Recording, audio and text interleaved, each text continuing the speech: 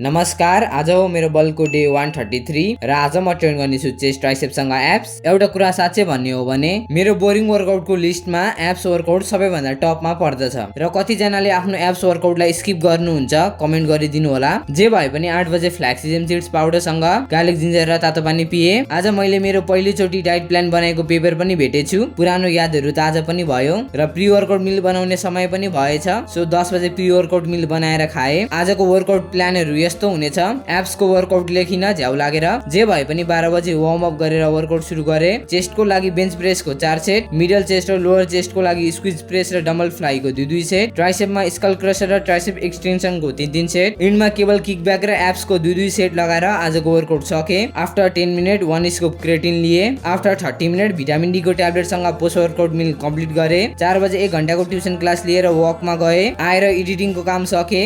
8 बजे dinner complete गरे। सुत्नु भन्दा अगाडि अश्वगन्धा लिए र आजलाई यति नै। राम्रो लाग्यो भने फलो गरिदिन नभुल्नु होला। Thank you so much, love you all र भोलि भेटौँला।